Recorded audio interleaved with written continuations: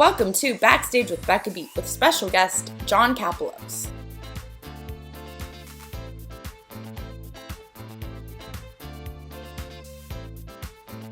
Hi everyone, and welcome to this episode of Backstage with Becca.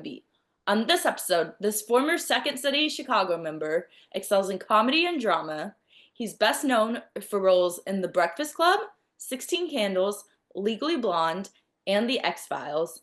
And currently, you can catch him as Socrates in the Company of Angels production of Aristotle and Alexander in Los Angeles. Please welcome John Kapelos. Well, I saw the show the other day. Yeah, what'd you think? Oh my gosh, it was really good. And there were a lot of repeat audience members I noticed there. Yeah, I know. I mean, it's funny. I think when people first of all, I think people are thirsting for theater. Yes. And I believe that, live theater and a sort of an intense event like that is something that really makes us want to show up for other people. Yeah, I try to attend, I love all live theater. I love Broadway. I love the national tours, but I try to attend and find LA productions because I think people don't realize that LA has TV film, but it also has theater. Well, yeah, and people are a bit indolent, lazy in Los Angeles to go out. I mean, this is sort of an old story. I mean, I've done a lot of plays, well, not a lot, but a few plays here in town. And it's tough getting an audience. It's tough getting people off their couches and, getting out into the real world. Yes. Yeah, it is. I used to go to I'm sure you've been there. I don't know. I used to go to Rockwell Table and Stage a lot. So Where? Which one? I'm sorry. Rockwell Table and Stage. Oh, yeah. Yeah, I used to go there a lot, and I discovered the whole LA theater community through that. So it's a little tight knit community, and I love it. It is, and it's got its foibles, as all theater communities do. I mean, but when I started with Second City in Chicago, pretty much, and toured for 3 years, and then was in the main stage for 5. And then I did a play at Steppenwolf with George Clooney, way back when George Clooney was just a guy, and but a superstar, whatever. And we did it at Steppenwolf, and then I did theater. Then I worked off Broadway with Second City.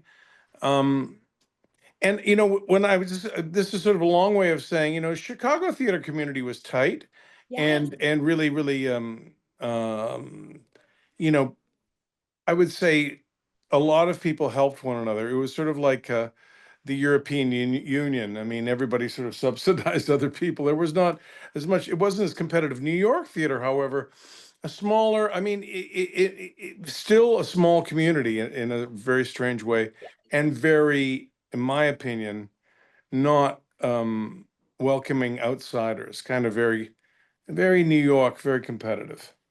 Yes. Yeah. No, it surprises me. I think I've learned that it's just people on the inside already or in the New York theater community because I know so many talented people here and I'm like, wait, I'm confused. How are they not getting Broadway roles?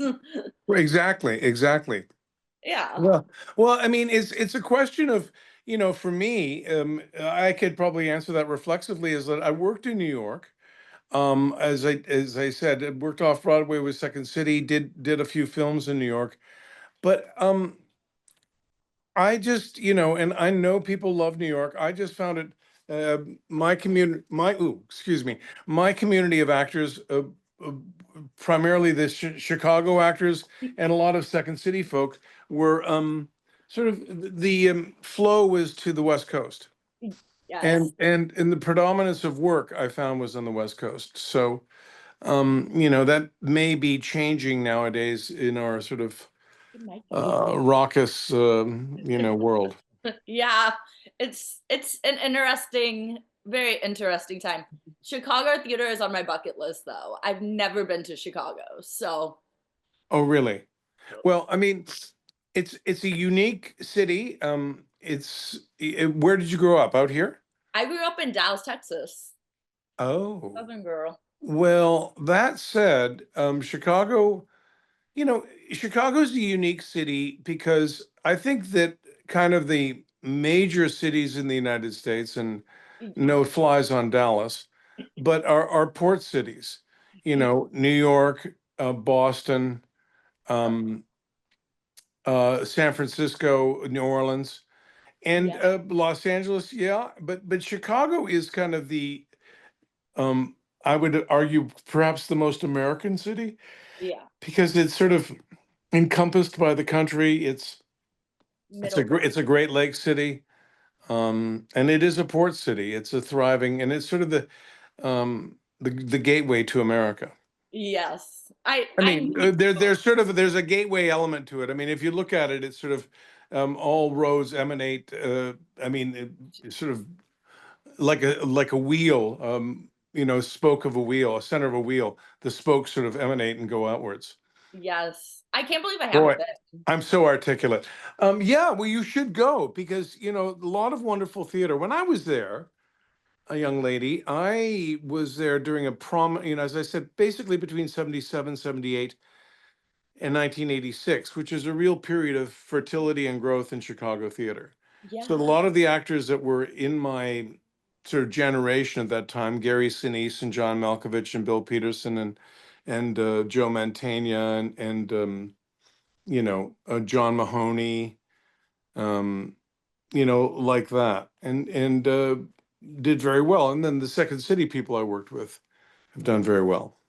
yeah. I mean, it's also to this day, I feel like tours start there and like Broadway shows start there and a bunch of like new shows have started there I've seen. Yeah, and the other thing that, I mean, I really think that it's the genesis of a lot of talent because when I made my bargain with my father when I said I wanted to be an actor, he said, "Well, please don't get a job as a bartender.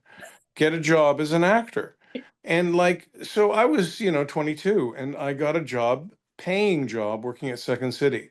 So that to me, if you can get a paying job in the theater, then and I hung on to it tenaciously. So Yes. Oh my gosh. Well, I want to ask, how did that conversation go when you were like, I want to be an actor? What made you decide that initially? well, I mean, I think that it's a little bit of a cliche, but I got bitten by the show business, or not the show business, but the acting, fever when I was in 10th grade, ninth grade, grade 9 or 10, as we say in Canada. And I did plays. I did Guys and Dolls. I was the curtain puller first year for the boyfriend for the school show. And I just really and then I was in Guys and Dolls and I got the lead, Nathan Detroit. And it was really, what was that? My doggy's making sounds. And it was for me, it was really remarkably almost comfortable but exciting and like, wow, what a good feeling. And I really liked performing. I mean, I had been sort of told by my family that it had been something I'd been doing since a very early age. And then basically when I went to university and after 3 years of university, I did a bunch of plays. And at that point, I just said to my dad, I really, really want to be an actor. And, no offense to people who go through traumatic experiences coming out or anything, but, it was a little bit like I was coming out as an actor, um, or at least to my family. My father, who is not entirely, my family was Greek, but my dad wasn't, heavily accented Greek man. He had grown up since he was a young boy in Canada and was quite educated and liberal, but he was quite practical. And he was, well, wait a minute. I mean, but my dad actually made a very cogent point, and I was remembering it recently. He said, and this is in 1978 or 77 when I was struggling with university, and one day I was sitting in English class I had a very long beard like everybody did, and I was wearing a tweed jacket like everybody did, and it had been raining or snowing out in Ottawa quite winter's day, and all the smell of the sort of the tweed drying, and about eight guys crammed in this room talking about 18th century literature with this professor who was really quite aged. And it was at that moment I just said, I don't want to do this. I don't want to become an English major. I don't want to be an English teacher or professor. So I made my way home and had that conversation with my father. And my dad said a couple of things. He said, well, take advantage of, what you've got. Um, and he also said, the future, in the future, people are going to spend a lot more time with entertainment and watching things and entertainments.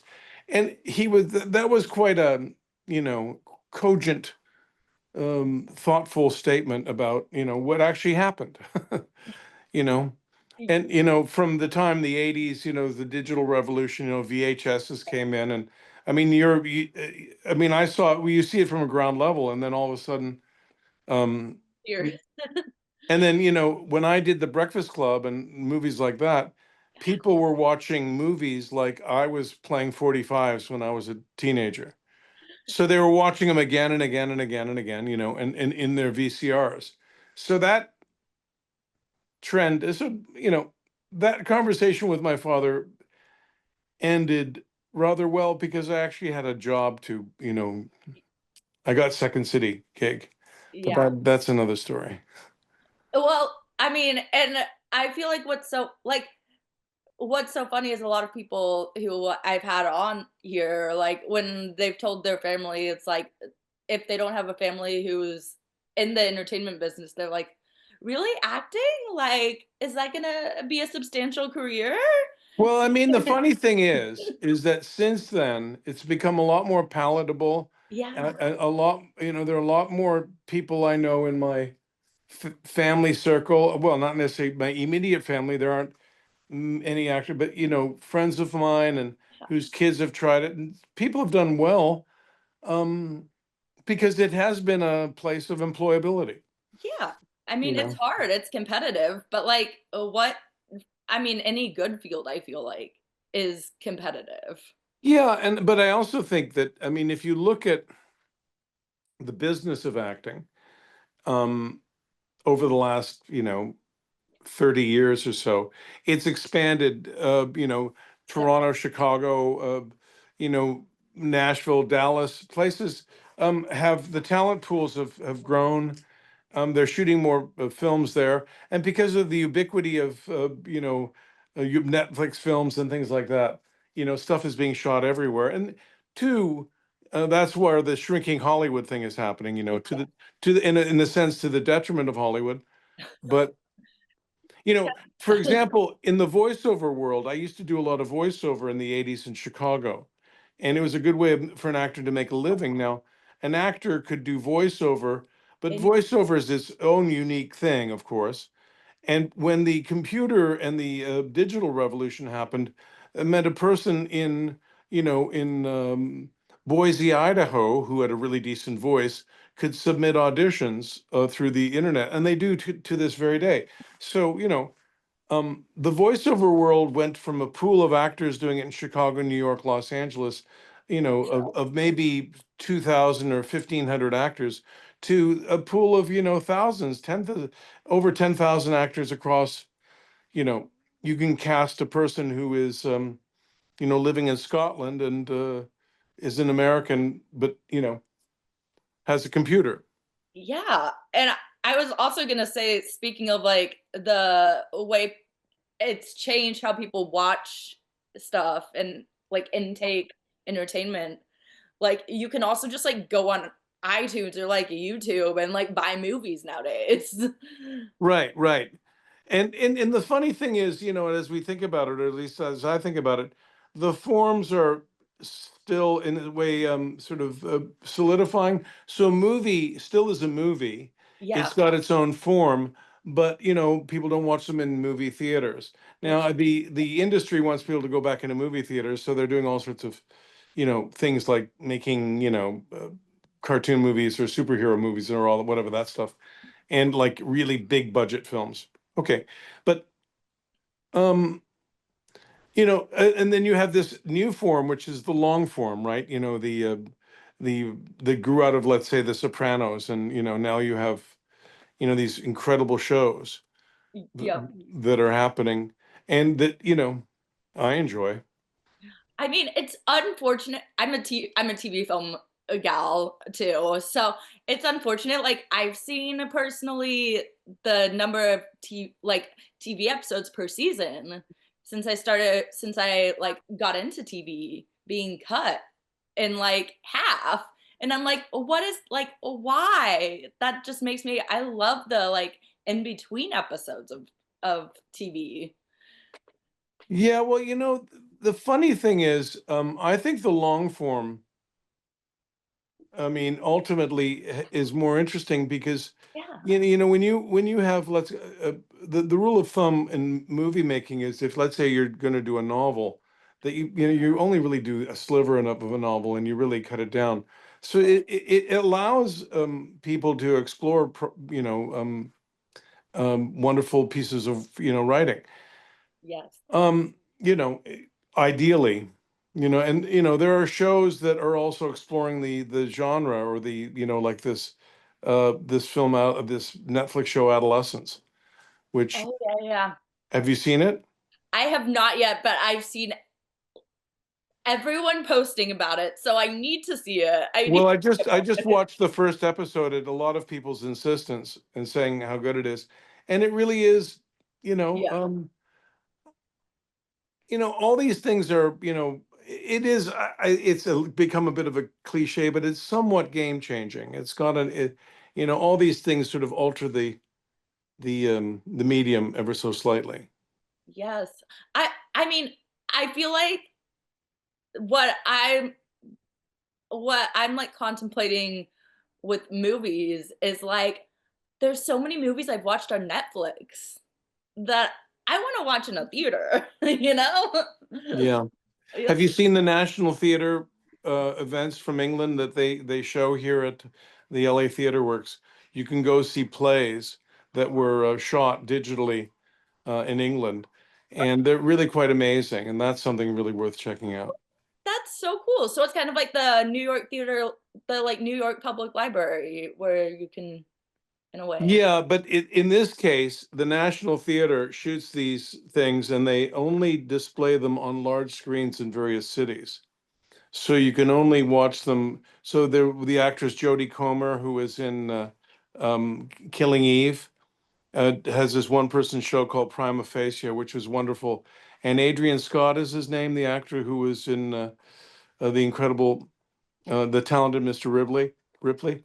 Oh, Um, he has a one-man show that he did, and then uh, Benedict Cumberbatch, he did, I think, Hamlet, and stuff like that. It's really, and if you don't have the good fortune of going to England and seeing the stuff live, then this is yeah. another way of doing it. And I think it's a really interesting way of seeing theater too, because it's traditional, or not traditionally, up until this point, shooting a play or stuff is tricky and often unsuccessful. But they're figuring stuff out. They are. And I mean, I think being there in person is like a is such a treat. But again, if you don't have the means to go there in person, like Yeah, yeah, and they also do these things. I mean, the Met in New York is then live from the Met, where they do the backstage, and and I'm not a huge opera aficionado, but I've seen a few of them, and it gives you a greater appreciation of the art and craft of it, and yeah. also it takes you a bit inside, which is really really cool, because I love that. Oh my gosh. I adore the like behind the scenes stuff. I think that's I'm a social media gal, so that's why I adore like seeing people post what they're doing behind the scenes. Right, right. I just think it's so fun to see like what's happening and kind of get an inside look. So I want to ask about the show I saw Sunday, Please. which was I don't know what I was expecting.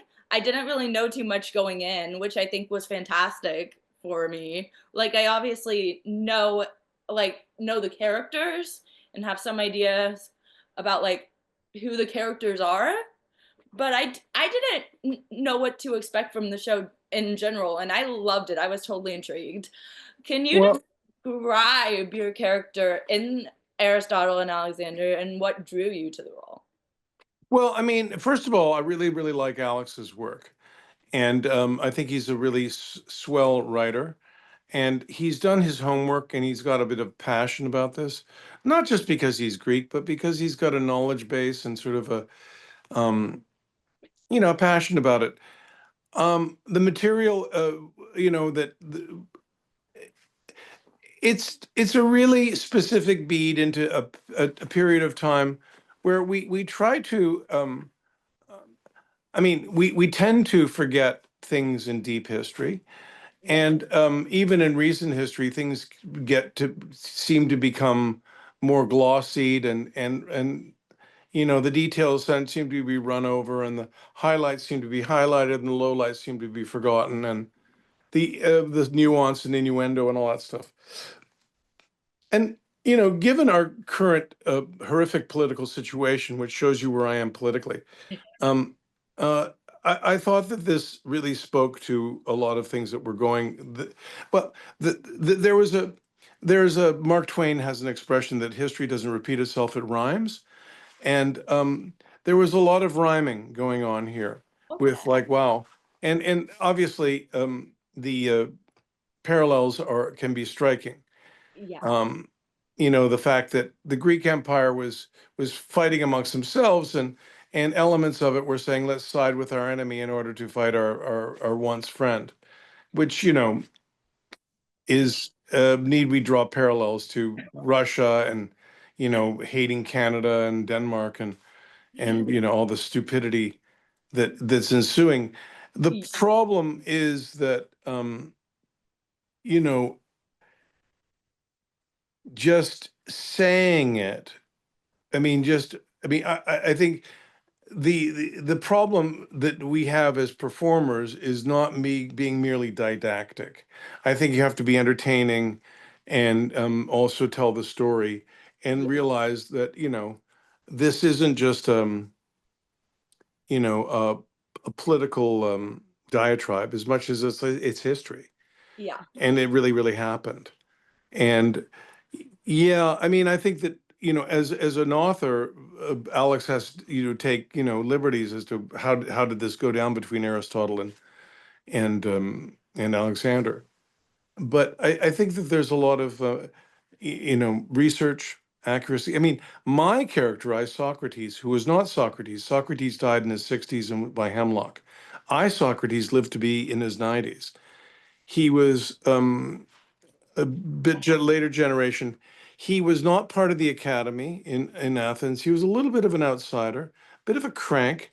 He was a voluminous letter writer, and he was also quite articulate and did not suffer fools lightly, and also was not afraid to express his opinion, as most philosophers were. Now, you have to understand also the difference linguistically, but when Socrates criticized sophists or sophists, because sophists are basically there are philosophers, and then sophists were this sort of the bastardization offshoot of it, kind of like what Fox News is to news, or the misrepresentation of stuff to make it a very venal, personal, and ultimately financial exercise.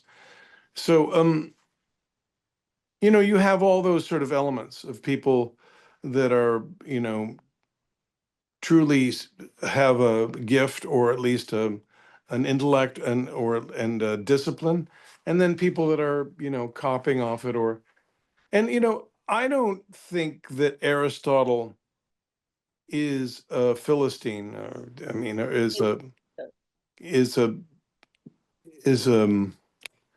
all bad. But what I think that we see in this and Alex's portrayal is that people are complex, and there's a lot of gray area, which is problematic in certain people. I mean, a lot of Aristotle's stuff is just wrong, incorrect. And then, of course, there's the warring Alexander thing, which is seems to be never ending. And you know, his adolescence, in a sense, was rewarded. Yeah. Um, is his because apparently he didn't live a long life, and he also died I think Alexander didn't live till maybe another 20 years.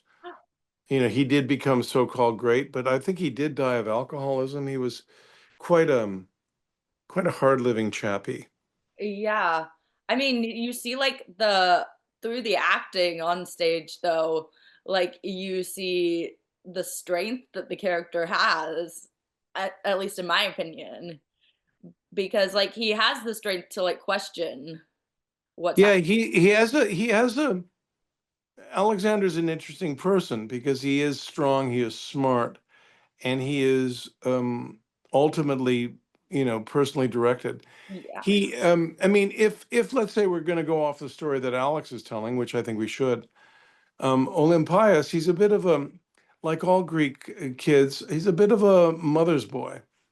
Yeah. He's a bit of a mama's, and she's a very strong mother. Hmm. She understands her position in Philip's world because, as we discover in the play, he takes multiple brides. He is basically a profligate. He's a drinker and a screwer, and he's not. He doesn't. He's not mono. What's the word? When you only have one. Not faithful. Yeah, not faithful. But I'm trying to work for the. And my wife would be upset if I can't remember this word. But I mean, he's not faithful whatsoever. I mean, that doesn't enter his lexicon. I mean, that's not part of his structure, emotionally or psychologically or ethically. Yes. What I found interesting during the talkback Sunday is what Alex said about like how when thinking about like a future leader that like we need someone who doesn't care at all about like the money part of it and cares about the people in a way. I think he said it a little better than that. But Yeah, I think but he he was he was right on the money, so to speak, with that statement. yeah, he was that was I was like, "Oh, okay. Yeah, that's definitely something that we need to be thinking about in our everyday lives right now." Well, I mean, yeah, I mean, the shocking thing about what's going on now is the apparent grifting and the voracious need for money. Yeah. And um, it seems that I mean, how that came into play with Alexander, I don't think that was his fixation. y- You know, Yeah. but what would you say? I mean, what would you say would be Alexander's fixations? Would it be power? Would it be lust for power? Would it be lust to kill? It seems like that he wanted to kill people. There's several ways to kill a man. I mean, just for me watching and listening to the play every night, it seems like he's got a lust for blood. I feel like yeah, like the sword, like the constant playing with the sword and Yeah, trying to it's like figure out I, like that was a little I was like I would probably run the opposite direction if I saw someone doing that. well, aside from the Freudian overtones of the male genitalia and all that, and also his his sexuality, right, which is and bisexuality, whatever he may have been. Young. Yeah, but his fixation with with death, I think, in a lot of ways, Yeah. and which is part and parcel of the power and the lust for and also, I mean, there's also, in my opinion, I mean, this is the anti, the sort of the intellectual, like Aristotle does represent curiosity, intellectualism, you know, whether he, as my character would describe, is notoriously scatterbrained. Um, but But he still has a lust, Aristotle, for knowledge, yes, and a lust, curiosity, and the failure for him to impart that on Alexander is a bit, I think, tragic. But for the greater empire, whether it's tragic or not, I don't know. I mean, I would say your character is also like a real like I feel a little seen with as someone with ADHD with your character because there's a lot going on in my head 24/7 and like you're like what do I say out loud versus what do I keep in my head? You Well, know? I mean, the letter scenes where I composed the letter, Alex, we did them a bit differently at the Getty, where we had a voiceover talking to me, and I would say my lines, and then I had recorded myself talking to myself. This was much better, and I also think that there's an element. People comment about Alexander, for example, like, well, why did you? Somebody did that, asked the question, perhaps you. Why did you make him just a normal teenager? Yeah. And then or somebody asked that question, maybe to Alex, or maybe a different Q&A or whatever. Well, that somebody said, well, you had these two, Aristotle and all these people sort of a time, and then you had this almost American teenager in the middle of it. Yeah. But the fact of the matter is, I think Alex did that purposefully because It helps. teenagers are kind of universal. Yeah, I think And it definitely helps get the story across too. yeah, I think so too.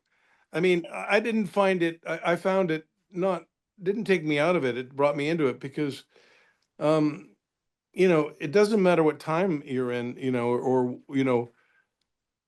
you can't look A in kid is retrospect like, well, you were going to be great, and this, no, this is just a teenage kid working his stuff out, yeah, and not too well at times.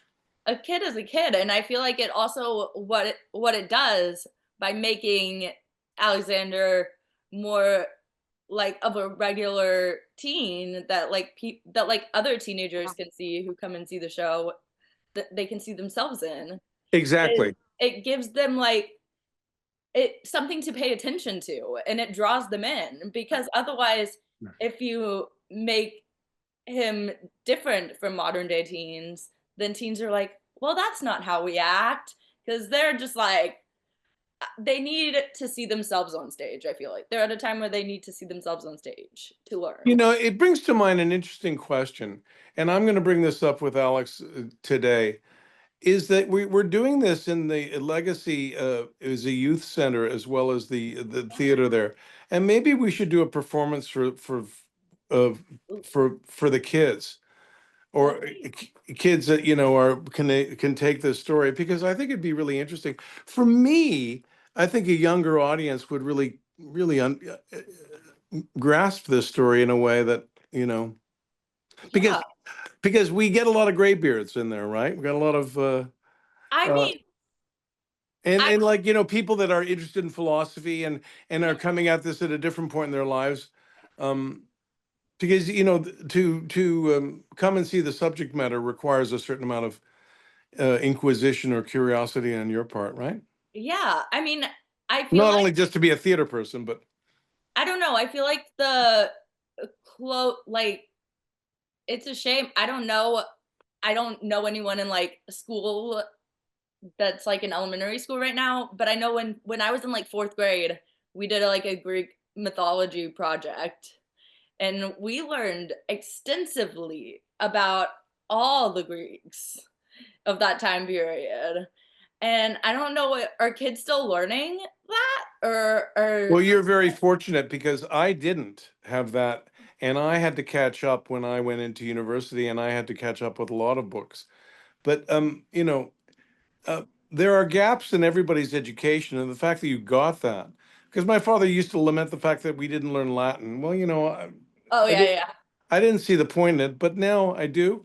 I actually can speak Greek, somewhat, and in understanding Greek, you're going to understand, a fair amount of where English words might have been derived from.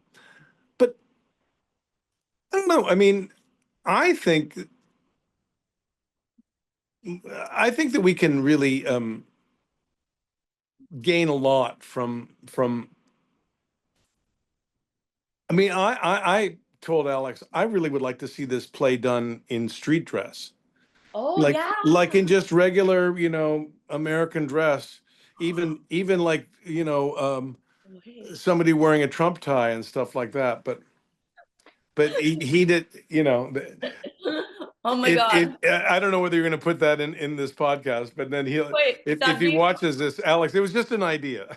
that'd be funny though. Well, I That'd be mean, they they'd like always do. kind of They do things in Greece.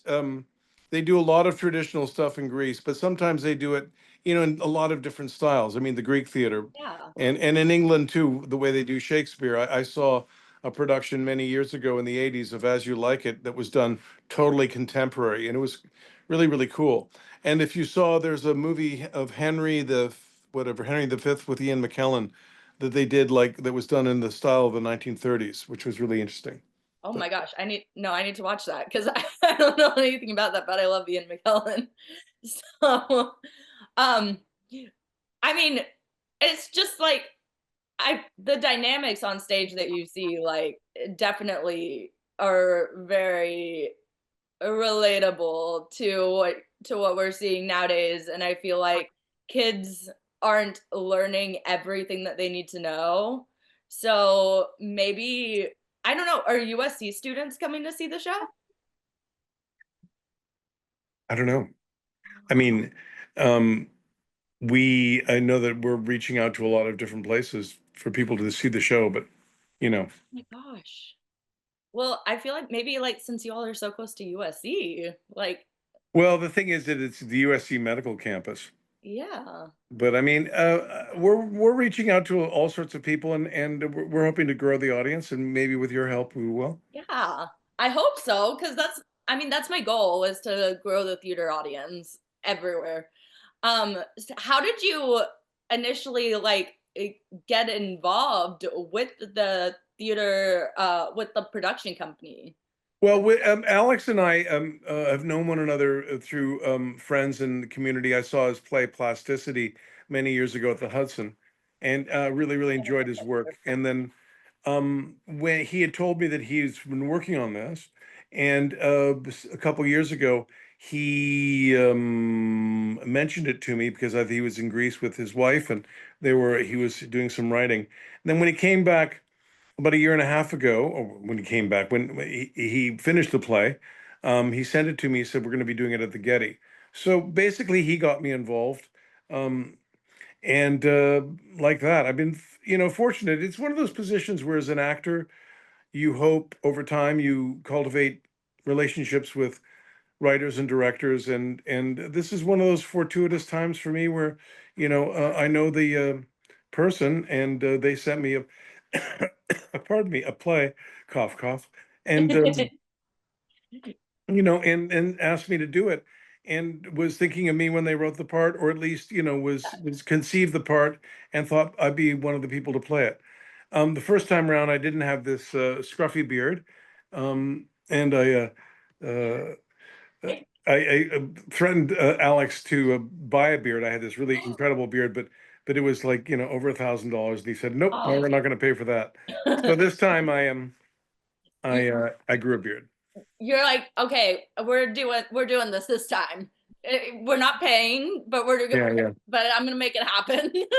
But it's also, I mean, to have the opportunity to do a new play, and a new play about old stuff, and old stuff that's relevant. And History. I had also just done the philosopher Socrates in Chicago about a year before, and that's with the beard, where I had a beard from that, or at least had access to a beard from that, where they did for public broadcasting, they did the Trial of Socrates, which is available. I can send you the link. Okay. Where I played Socrates with between two actual law firms Yeah. in front of an audience, where they put me on trial, and this time it was unscripted, and I was to play and reply as Socrates, which I did in an improvisational way, which was quite challenging. Oh my God. I see improv. I've talked a lot about improv on this series with speaking of Rockwell, which I mentioned at the beginning. I used to go see like the little like unauthorized shows, and they did a Right. lot of improv, and everyone was like, improv is the hardest skill to master on a stage because you're like figuring out what works and what doesn't work in real time. Yeah, I mean, it's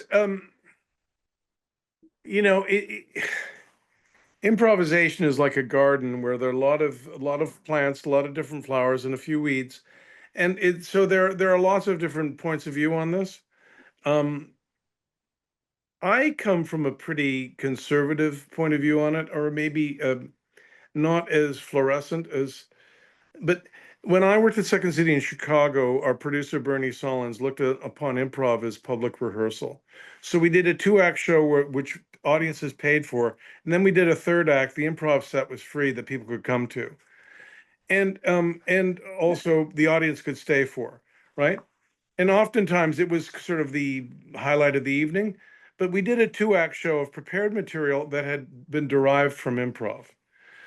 So it had a improvisational vibe and flavor, and would morph and change. But so my belief about improv is that uh, as a formal theater process, I'm not saying it's dubious, but it has to be damn good to be for you to pay for it. And Yes. in order for you to pay for it, it can't be just merely parlor games and parlor tricks or whose line is it anyway stuff. I mean, which is kind of the what there are Yes. various trees of it, and that's one of them. No flies on them, but it is what it is. It's a bit of a game show now.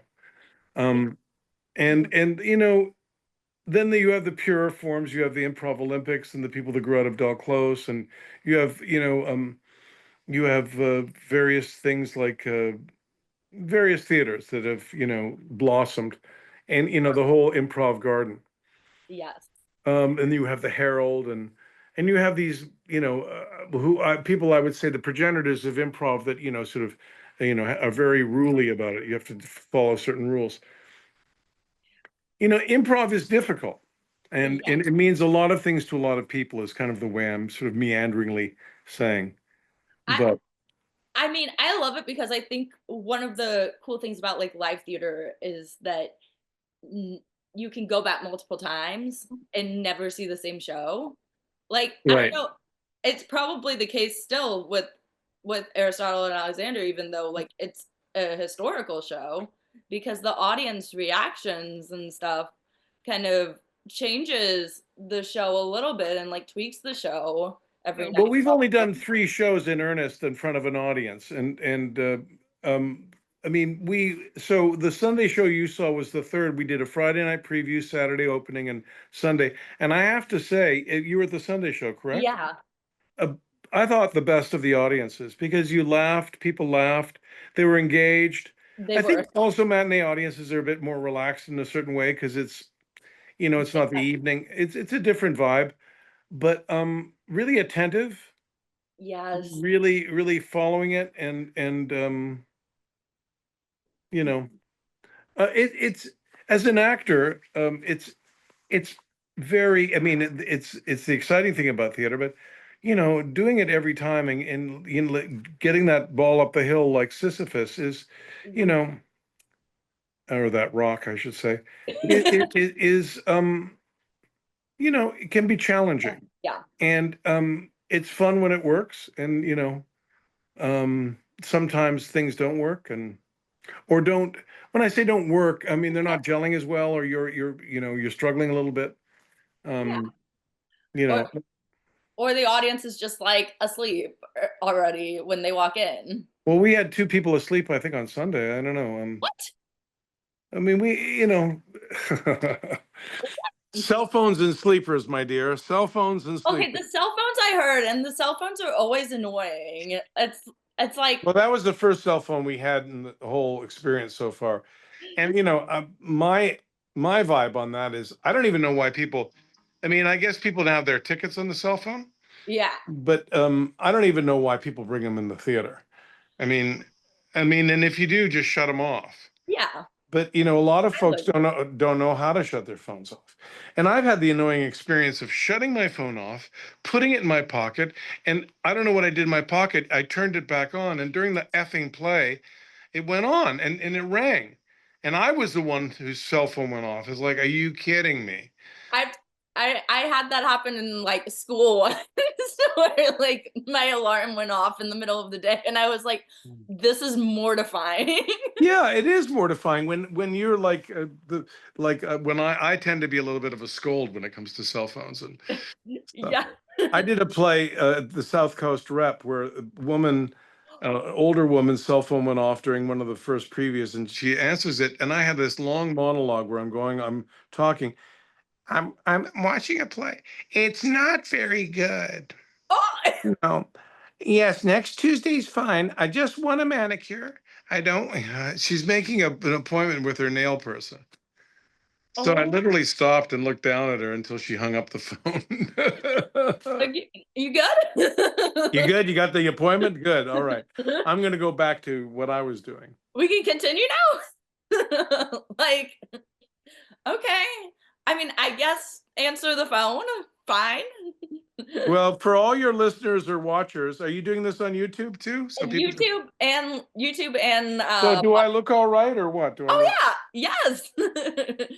Absolutely. But the point is that, uh, it's happening in movie theaters. I mean, I find myself at home watching a movie and then I'll pick up my cell phone and check my messages. No, no, So, we're all guilty.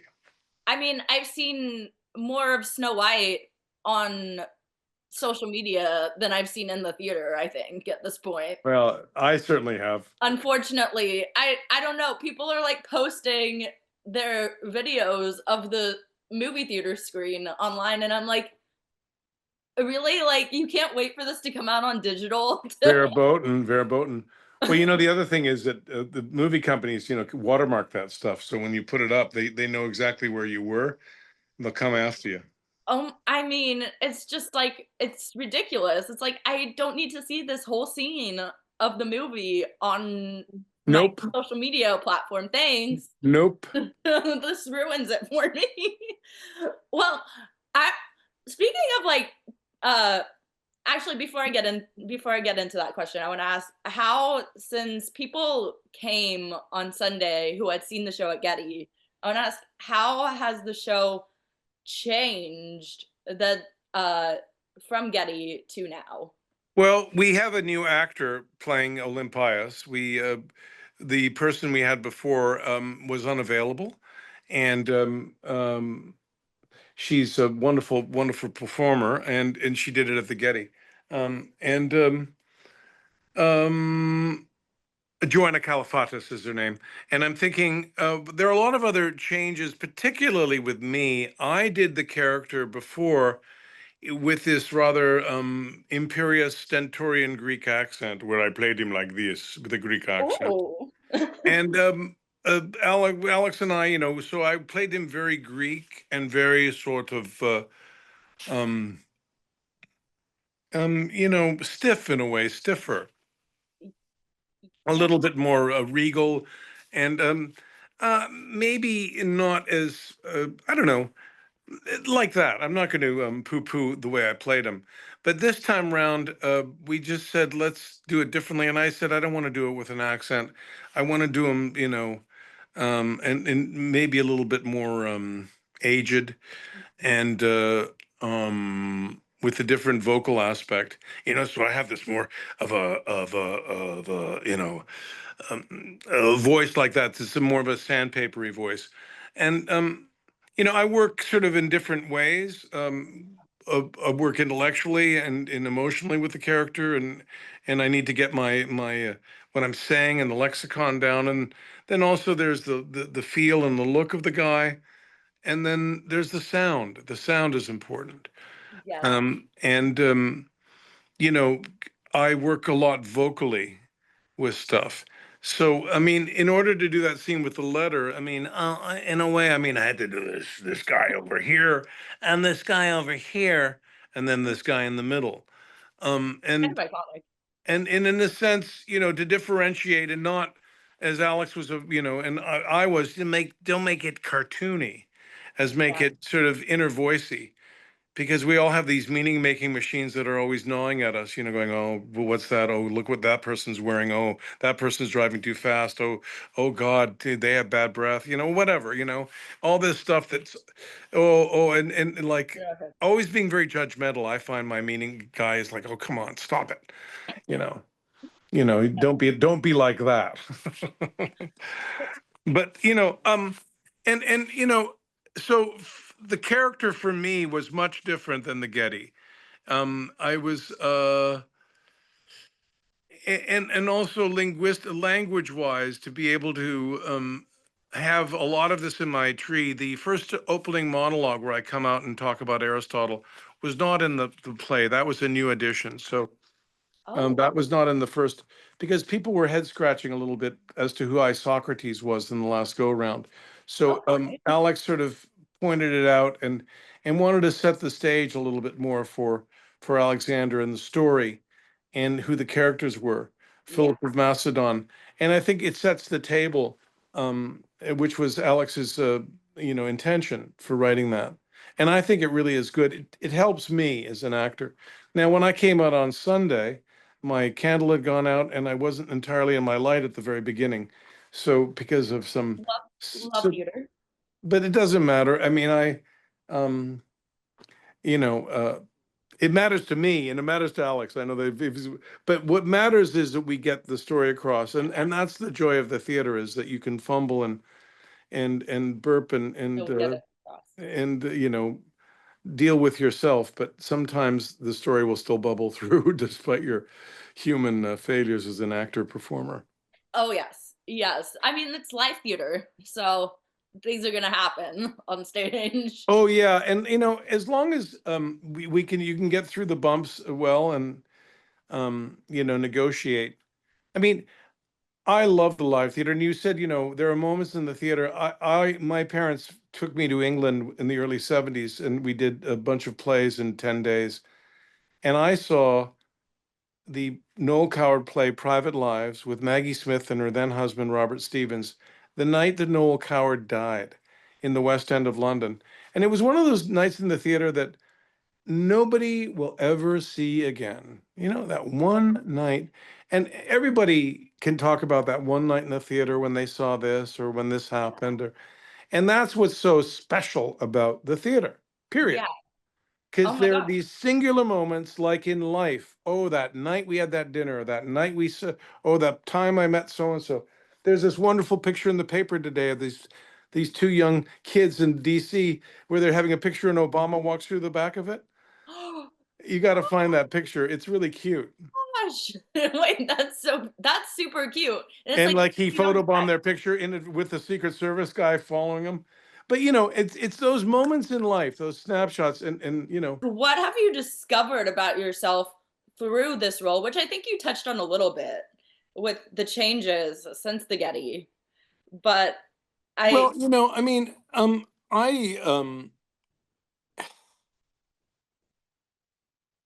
I've been acting since I was 22 professionally, and it's not.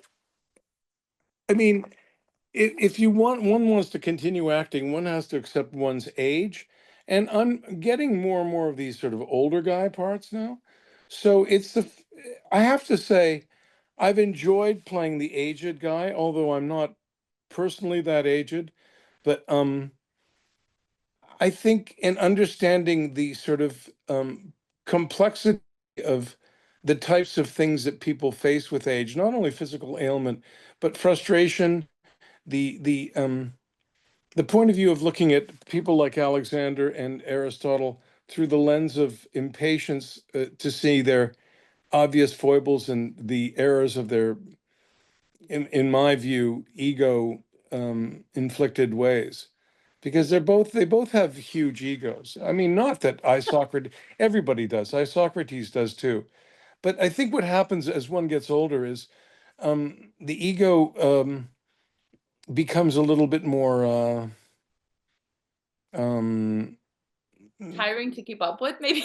yeah, tiring to keep up with, and in a sense, sort of I'm um, already there. it has a place in your system where it's a little bit more handleable Yeah. than just this sort of out of control, pulsing, needy beast. And Yes.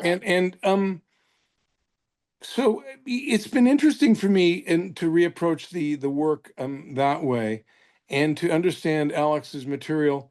I mean, I think one has the experience. Maybe you've had the experience where you've read a novel or something when you were young, and boy, I really liked it and it really affected me. But then you read it when you're older and you go, "Wow, the stuff I did not get that was in this book." Mm-hmm. And particularly is that you realize, well, what this character relates to, and how this character is much more resonant with me now, because now I understand their plight, I, when I didn't as a child. I mean, the simple version of that is I'm seeing a lot of people now relate more to Carl the Janitor than they do the teenagers, when they once related to the teenagers, right? yes. Oh my gosh, that's so fun too. I mean, I was a Disney kid through and through growing up. And like even with Disney stuff, you go back and watch your favorite Disney stuff and you're like, "Oh, I did not get this at all when I was a child." I have to say, I grew up watching Disney, but I thought that the Beauty and the Beast, the animated Beauty and the Beast that they did a few years ago or whatever, Oh with, yeah, yeah. with Angela Lansbury and stuff, I thought that was fantastic. I mean, I have to say, Oh my God. Wait, the animated or the live action? the animated one. Yeah, yes. Okay. I remember, I remember that captured my. The only reason I bring that up because I worked with Angela Lansbury, and I told her at the time, or just around that time, how much I just loved it. And I don't know, it's just thrilling to meet her and work with her. I mean, and I was such a kid around her. It's really weird. But I mean, literal, like, yeah. I mean, I could listen to all the songs on that soundtrack on repeat all So day. ask me your questions you haven't asked me. Yes. So so my last question about the show is what do you want audiences to take away from coming to see the show, whether they're repeat audience members who like, I mean, I feel like a majority of people who were there on Sunday were like repeat audience members going, "Wait, I haven't seen you since like last time you saw the show and at the Getty and blah blah blah," or whether they're new audience members. Well, no, there are a lot of new audience members, and I think that what people need to take away from it, first of all, is that time does, millennia doesn't change the behavior of people. Yes. People still have their needs, their anxieties, their, that's what it always sharpens with me, is that a lot of the struggles that people face, um, you know, and the types of personalities that we face are I wouldn't say not necessarily new, but they're quite familiar, Y- right? So, I mean, the behavior patterns of people over millennia do not change much. The circumstances and the tricks and toys and the technologies around them do, but the needs and desires.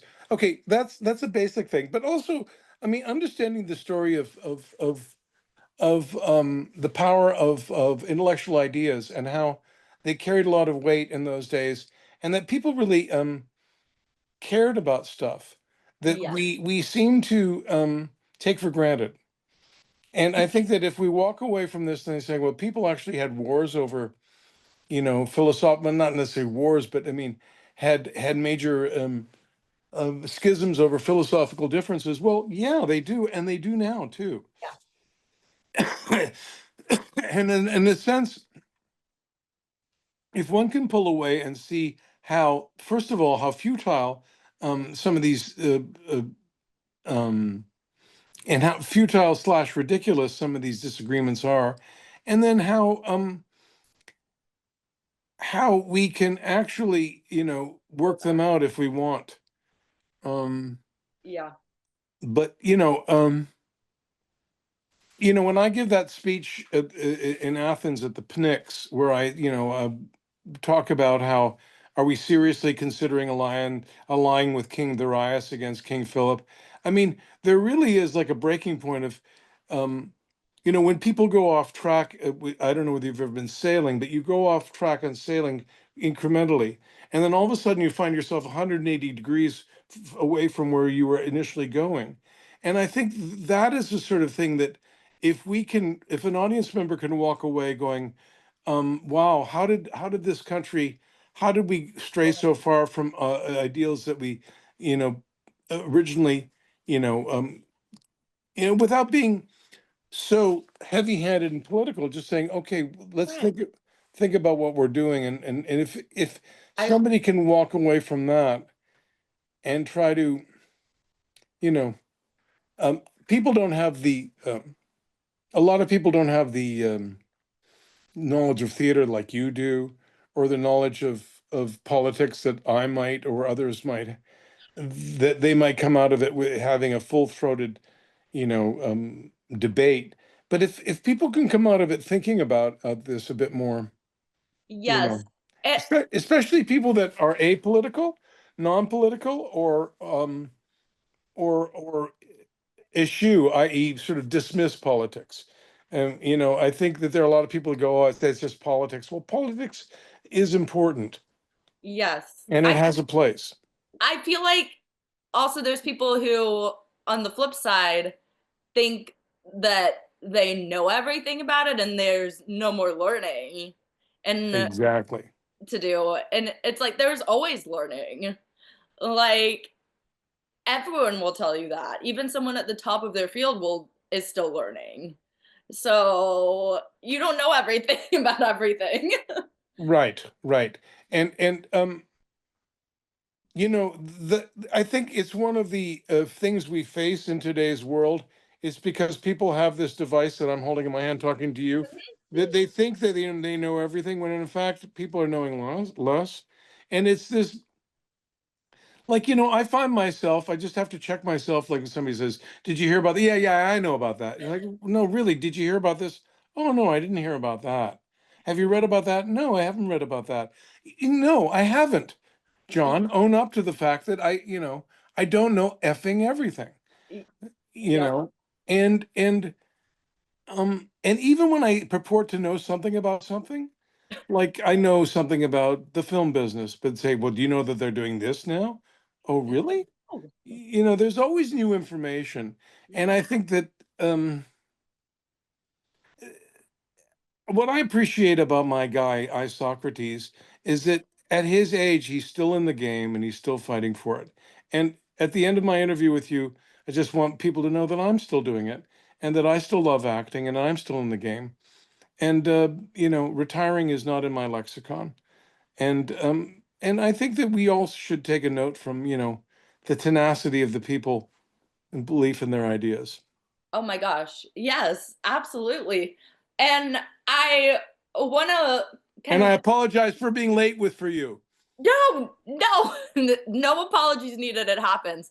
And lastly, I want to kind of combine these two questions. So, how does performing in theater differ from your work that you've done on screen? And also, what would you tell your younger self about acting? What advice would you give your younger self? Um, be more aggressive as to who you are and what you want.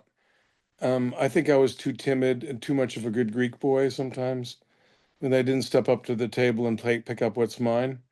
But that's for a longer day. But I think just to have more confidence in myself. Strangely enough, I mean, I had a lot of confidence, but sometimes that spilled over into arrogance. And if I just had a little less arrogance and more confidence, um, and not as to be as needy of other people's opinions of what they thought of me. Yeah. I think early on, I think in a lot of younger performers, and people make this mistake. I mean, it's important to know that other people respect and like you, but you don't need to hear it from them all the time. And you realize as you get older that you're not prone to giving that stuff out. Adults are not very good with giving out love. So, you're not going to get it. Um, and you just have to realize, when you get good mentorship and advice, as I did from John Candy and people like that, that you value it.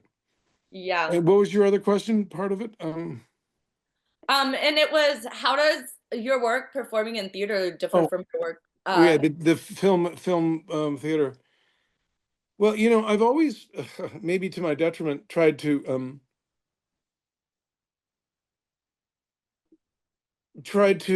be honest in both media. I think when you do a lot of theater, you tend to get bigger, and so when you get in front of a camera, you have to take it down.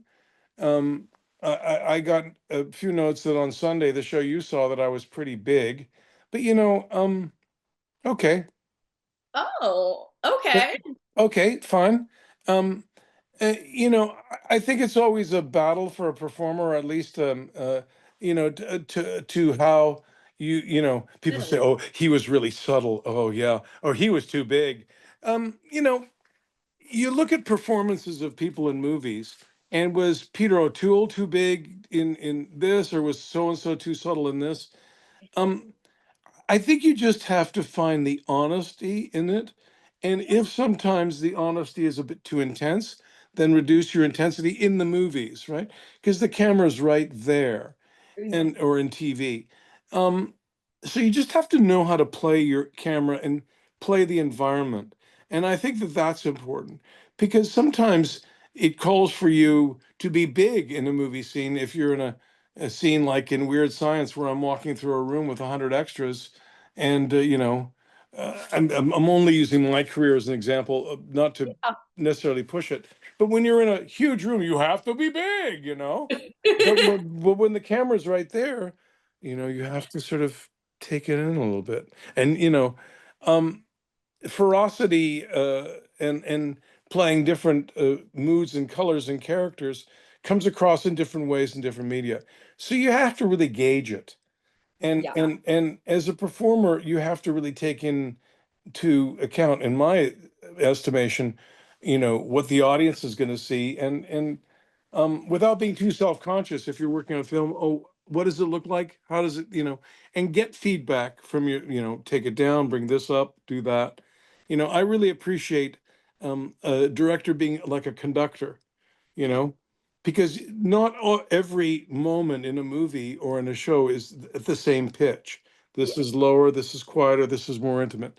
So to understand all that is very, very important. And if you're fortunate enough to have a part that's big enough where you can do that, initially in the movies and stuff, I'd have a one line to say, and what can you do with one line, right?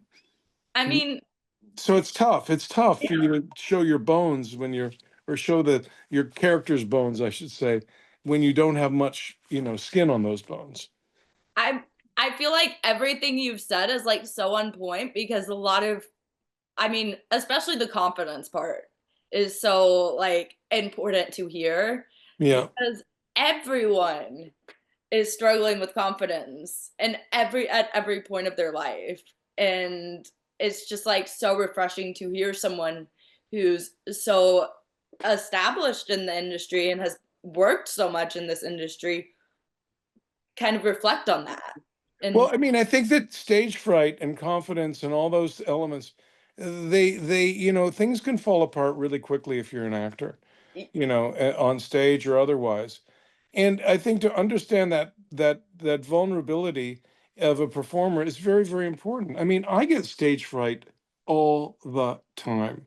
And it's a very personal element. There was an actor, wonderful actor, Ian Holm, who played in Time Bandits. He was Napoleon, but he was a wonderful actor, did a lot of stage and screen in England.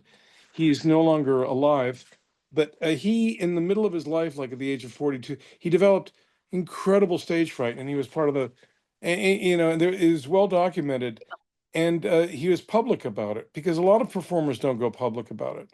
it, You know, I and mean, and I've worked with actors, name actors that struggle with it, and look upon it as a weakness. You know. no, no, it's a maybe an obstacle, but it's an obstacle that you can like.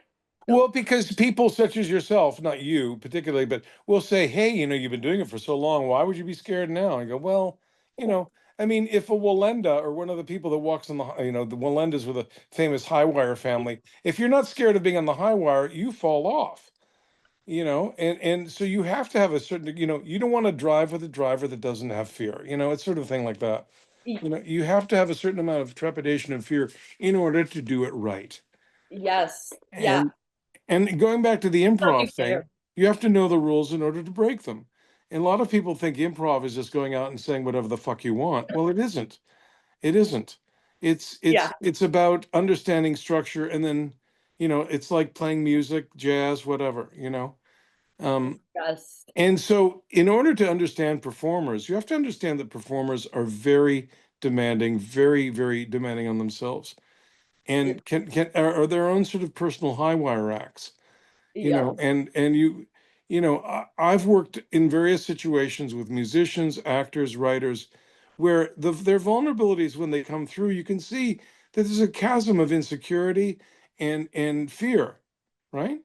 Yeah. And I mean, and, it's funny and because some like, and sometimes anger. I'm sorry, go ahead. no, no, no. I mean, sometimes like you'll compliment someone and they'll be like, "Oh, really?" I'd like and point out all the things that they did wrong in that scene, and you're like, "Huh?" Right. And compliments open up a chasm of other things to people, because some people can't take compliments, some Yeah. people don't want compliments. Some people like myself, I would have loved compliments 30 years ago, but now I don't get them now. So what do they mean to me? I mean, so I have to deal with my own sort of, you know, um, attitude about compliments. I take them, and I, Yeah. I know they're sincere, but I have to deal with my own BS about the whole bullshit. You have to ignore your mind telling you in the background, "Oh, Exactly, because compliments can open up a whole chasm, as I said. oh my gosh." I mean, the amount of times I've complimented someone singing and they're like, "No, I was off key during that." And I'm like, "When?" The best thing to say is thank you, because people are really complimenting you. Let's I see. mean, I will not compliment somebody I don't think that their work was any good. No, like, I mean, for real, like, but our minds are our own worst enemies. So, like, it's very complex. And I think compliments are ultimately sincere, so you have to take them.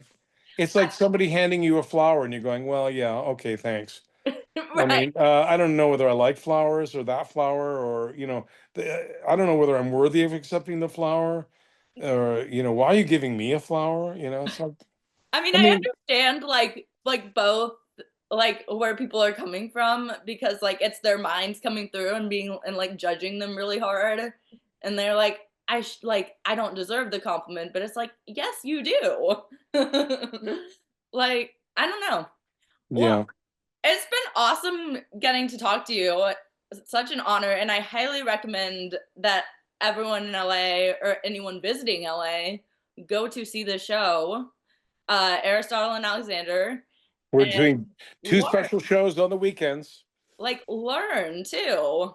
If you don't know about the history of what happened in like in Greece during this time period, go and learn and treat yourself and then like go and find Greek food somewhere. I don't know. Like make it an Absolutely. experience. um thank you so much for Oh, joining. thank you for your time. It Of was really, course, really of wonderful. course.